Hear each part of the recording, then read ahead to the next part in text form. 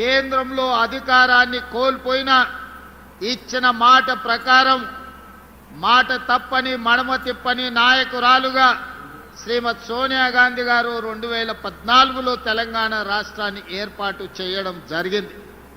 ఈ కరీంనగర్ గడ్డ మీద నుంచి ప్రజల స్పందనను చూసి 2004లో మాట ఇచ్చిన సోనియా గాంధీ గారు ఎన్ని ఒడిదుడుకులు ఎదురైనా ఆంధ్రప్రదేశ్కు సంబంధించిన నాయకులు, పెట్టుబడిదారులు ఎన్నో రకాలుగా అడ్డంకులు, అవాంతరాలు సృష్టించినా వాటి అన్నింటినీ అధిగమించి సర్వం త్యాగం చేసి 4 కోట్ల తెలంగాణ ప్రజల యొక్క 60 సంవత్సరాల ఆకాంక్షను సోనియా గాంధీ గారు తెలంగాణ రాష్ట్ర రూపంలో మనకిచ్చారు.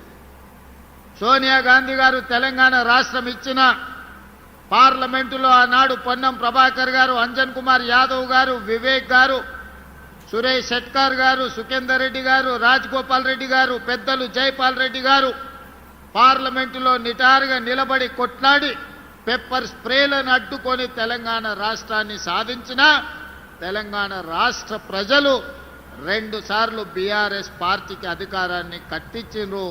చంద్రశేఖరరావు గారిని ముఖ్యమంత్రిగా ఎన్నుకున్నారు.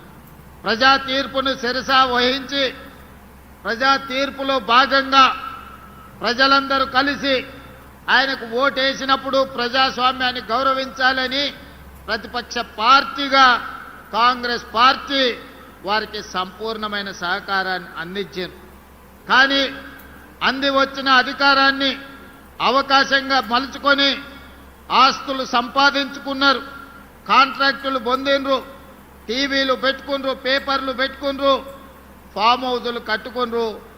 చివరికి పేదవాళ్లకు ఇస్తానన్న డబుల్ బెడ్రూమ్ ఇల్లు ఇవ్వలేదు, దళితులకు 3 ఎకరాల భూమి ఇవ్వలేదు, ఇంటికి ఒక ఉద్యోగం ఇవ్వలేదు.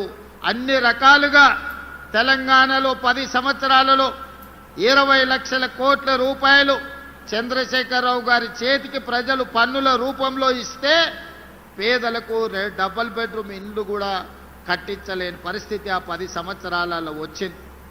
ఇవాళ 10 సంవత్సరాల తర్వాత ప్రజాప్రభుత్వం ఏర్పడి ప్రజా పాలనను అందిస్తుంటే విషం జిమ్ముతున్నారు. మీరు ఎంబడే దిగిపోండి అని చెప్పి ఈరోజు వాళ్ళ కుటుంబం అంతా మన మీద దాడి చేస్తున్నారు. ఇవాళ మిమ్మల్ని అందరినీ ఆలోచన చేయమని నేను అడుగుతున్నా. 10 సంవత్సరాల వారి పరిపాలనలో ప్రతి సంవత్సరం 2 లక్షల ఇళ్ళు ఒకవేళ కట్టున్నా 10 ఏళ్లలో 20 లక్షల డబుల్ బెడ్రూమ్ ఇళ్ళు పేదవాళ్లకు కట్టించుండే అవకాశం ఉండే. 10 ఏళ్ల తర్వాత వెనక్కి తిరిగి చూస్తే వీరికి వివిధ గ్రామాల నుంచి, చొప్పదండి నుంచి వచ్చిన చాలా మంది యువకులు, మా ఆడబిడ్డలు ఉన్నారు. ఏ గ్రామంలోనైనా మీకు డబుల్ బెడ్రూమ్ ఇండ్లు వచ్చినాయా? మీరు ఒక్కసారి ఆలోచన చెయ్యండి.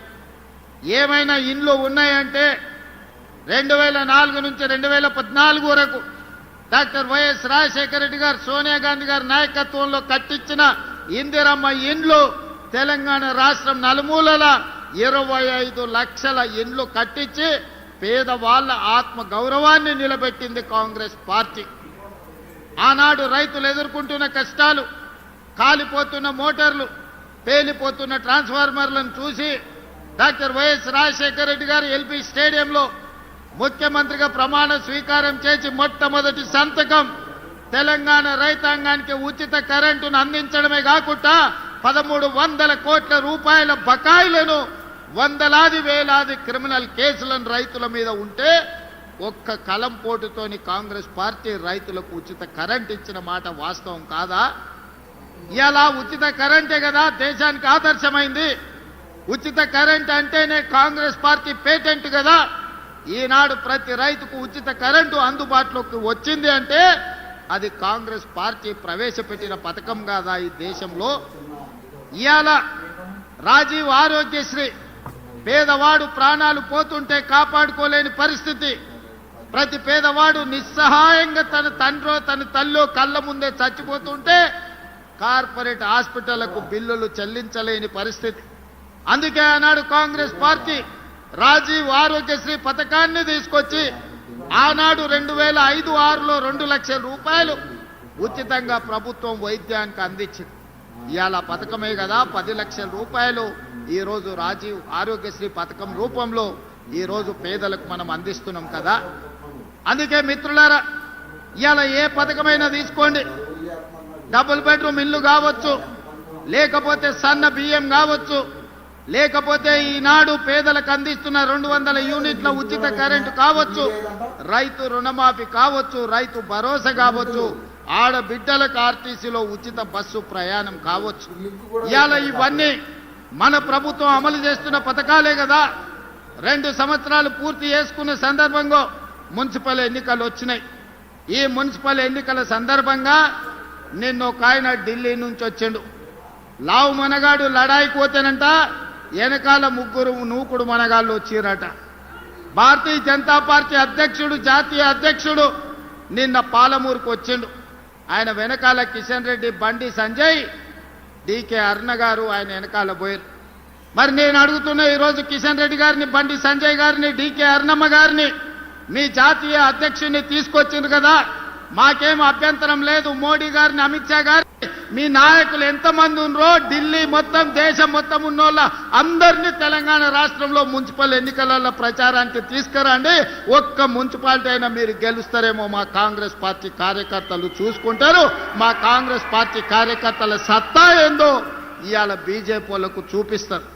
నేను అడగదలుచుకున్న బీజేపీ జాతీయ అధ్యక్షుని, 2014లో నరేంద్ర మోడీ గారు మా మహబూబ్నగర్ జిల్లాకు వచ్చినప్పుడు పాలమూరు రంగారెడ్డి ఎత్తిపోతల పథకాన్ని జాతీయ ప్రాజెక్టుగా చేస్తాము అని అన్నాడు. 3 సార్లు మోడీ గారు ప్రధానమంత్రి అయ్యాడు. 12 సంవత్సరాలు బీజేపీ అధికారంలో ఉంది. మీకు చేతులు రాలేదా? పాలమూరు రంగారెడ్డి ఎత్తిపోతల పథకాన్ని జాతీయ ప్రాజెక్టుగా ప్రకటించాలన్న ఆలోచన కానీ మీకు దేవుడు ఇవ్వలేదా అని నేను అడుగుతున్నా. ఇవాళ కాళేశ్వరం ఇవ్వలేదు, జాతీయ ప్రాజెక్ట్ ఇవ్వలేదు, మెట్రో రైలు ఇవ్వలేదు, మూసీకి నిధులు ఇవ్వలేదు, రీజనల్ రింగ్ రోడ్డు పూర్తి చేస్తామని చెప్పలేదు. మరి ఏమి ఇవ్వడానికి మీ జాతీయ అధ్యక్షుడిని తీసుకొచ్చిరని నేను అడుగుతున్నా. ఎన్నికల సందర్భంగా మా పొన్నం ప్రభాకర్ గారు చెప్పిండ్రు, బీజేపీ ఏమిచ్చిందా అంటే గాడిద గుడ్డిచ్చిందని పార్లమెంట్ ఎన్నికల్లో చెప్పిండ్రు. ఇవాళ నిజంగానే బీజేపీ జాతీయ అధ్యక్షుడు తెలంగాణ రాష్ట్రానికి వచ్చేటప్పుడు గాడిద గుడ్డు తీసుకొచ్చిండు తప్ప ఆనా పైసా కూడా ఇవాళ ఇవ్వలే.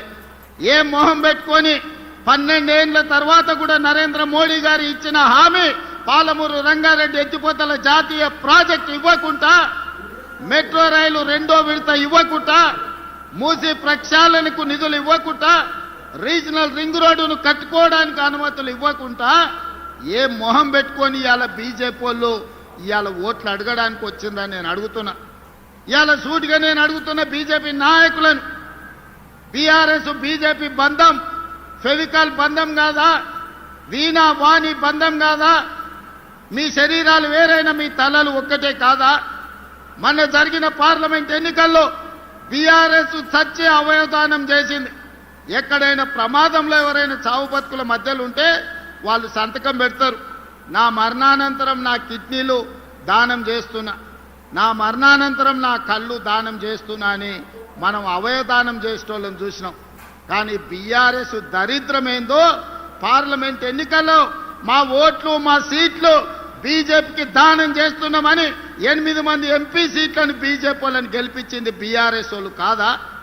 ఒక్క సీటు కూడా గెలవలే. 8 సీట్లలో బీఆర్ఎస్ వాళ్ళ డిపాజిట్లు పోయినాయి. మరి ఇవాళ 8 పార్లమెంట్ సీట్లలో డిపాజిట్ పోయిన బీఆర్ఎస్ వాళ్ళు మేమే గెలుస్తామని రంకెలేస్తారు. డిపాజిట్లు రాని బీఆర్ఎస్ సన్నాసులు రేపు మున్సిపల్ ఎన్నికల్లో ఎట్లా గెలుస్తారని నేను అడుగుతున్నా. ఎందుకు మీరు ఆలోచన చేయొచ్చు, బీఆర్ఎస్ వాళ్ళు ఎందుకు బీజేపీకి ఓట్లు వేయించారని. దోపిడీ చేసిండ్రు, వేల కోట్ల రూపాయలు కొల్లగొట్టిరు. ఇవాళ బీజేపీ జాతీయ అధ్యక్షుని, హోంశాఖ సహాయ మంత్రిగా పనిచేస్తున్న ఈ జిల్లా పార్లమెంట్ సభ్యుడు బండి సంజయ్ గారిని, కిషన్ రెడ్డి నేను సూటిగా అడుగుతున్నా, కాళేశ్వరాన్ని ఏటీఎంగా మార్చి వేల కోట్లు కొల్లగొట్టి